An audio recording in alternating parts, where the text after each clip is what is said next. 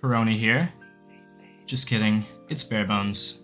And last night, FromSoft released an emergency patch to try to tackle some of the broken shit that's been taking over the PvP since DLC release.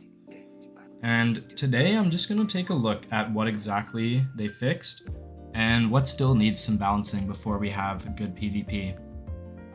But first and foremost, they did finally somewhat nerf Swift Slash by reducing the damage and the hit stun, as well as lowering the poise damage on the follow-up hit. And basically what this means is that you can now A, not get frame trapped, as the follow-up isn't going to stagger you if you have enough poise, and B, people won't be able to nuke you with 3 L2s like they used to. And I think it would have been better if they had just made the first hit reactable as well, so there's no 50-50 for guaranteed damage, so to speak, with the charge. But it's probably going to get more changes in the future, and it's a good start. They also got rid of the Rolling Sparks one-shot, so now instead of spawning all of the bullets right in front of you when you cast it at the ground, it'll just spawn one. And they also nerfed the damage to shit, which I think is a bit unnecessary because now it seems kind of unusable in PvP. But again, it is a good start. You know, at least they fixed the actual problem. But I guess they created a slightly smaller one, making it kind of useless.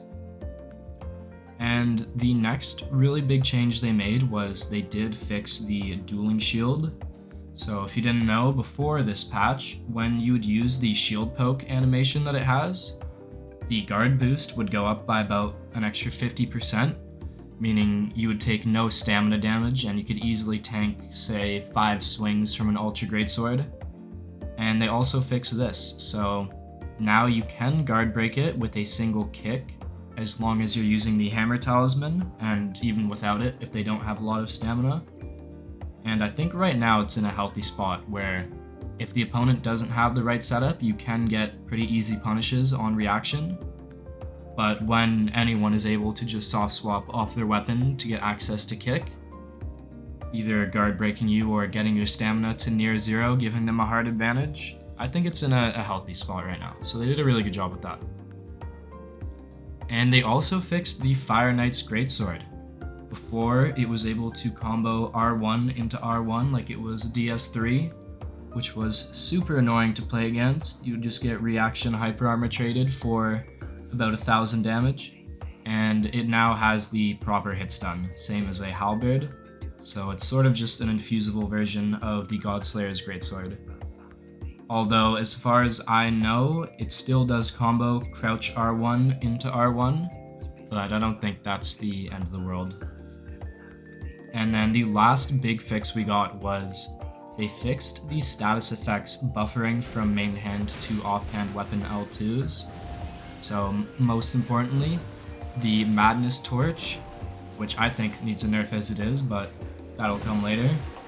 But before, if you were to, say, use Eclipse Shodel and use the Ash of War that gives it Deathblight, you could then put the torch in your offhand, and the Unendurable Frenzy sort of Ash of War that the torch had, would buffer that Deathblight buildup, basically letting people Deathblight you with 2 hits or so. Super broken. And they did fix that.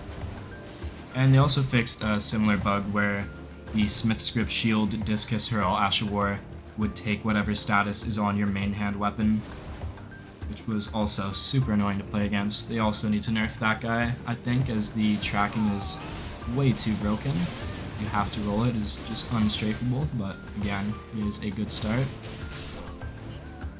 But besides that, there's just some other small fixes, like the Smith Script weapons. They had bugged scaling, so on Int and Faith, they didn't really soft cap at 50, like most things would, so on a 60, 70, or 80 Int or Faith build, they were doing insane damage. Especially the Smith Script Spears would just absolutely nuke you on an 80 interfaith build, and that is now fixed as well. Last thing they did is they did tune down the bleed on the Blood Fiend's arm.